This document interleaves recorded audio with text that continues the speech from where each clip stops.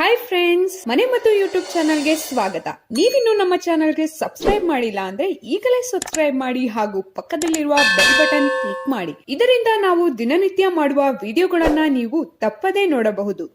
ಅಂಜೂರ ಹಣ್ಣಿನಲ್ಲಿ ಹಲವು ಆರೋಗ್ಯಕರ ಲಾಭಗಳಿವೆ. ಇದರಲ್ಲಿ ಅಧಿಕ ಪ್ರಮಾಣದಲ್ಲಿ ಕ್ಯಾಲ್ಸಿಯಂ ಹಾಗೂ ಫಾಸ್ಫರಸ್ ಪ್ರಮಾಣ ಇವೆ. ಕ್ಷಯರೋಗ ಇರುವವರು ಅಂಜೂರವನ್ನು ರಾತ್ರಿ ನೆನೆಸಿಟ್ಟು ಮರುದಿನ ಬೆಳಗ್ಗೆ ಸೇವಿಸಿದರೆ ಕ್ಷಯರೋಗ ಬೇಗನೆ ವಾಸಿಯಾಗುವುದು.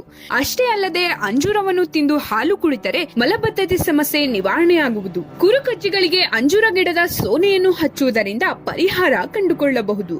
ನಿಮಗೆ ಬಾಯಿ ಹುಣ್ಣು, ಗಂಟಲು ನೋವು ಸಮಸ್ಯೆ ಇದ್ರೆ ಅಂಜೂರದ ಹಣ್ಣಿನ ಕಷಾಯವನ್ನು ಮಾಡಿ ಬಾಯಿ ಮುಕ್ಕಳಿಸಿ ಈ ಸಮಸ್ಯೆಗೆ ಪರಿಹಾರ ಕಂಡುಕೊಳ್ಳಬಹುದು. ಅಂಜೂರ ಹಣ್ಣನ್ನು ಪ್ರತಿದಿನ ಸೇವಿಸುವುದರಿಂದ ಪುರುಷರಲ್ಲೂ ಹಾಗೂ ಮಹಿಳೆಯರಲ್ಲೂ ವೀರ್ಯಾಣು ಹೆಚ್ಚುತ್ತದೆ.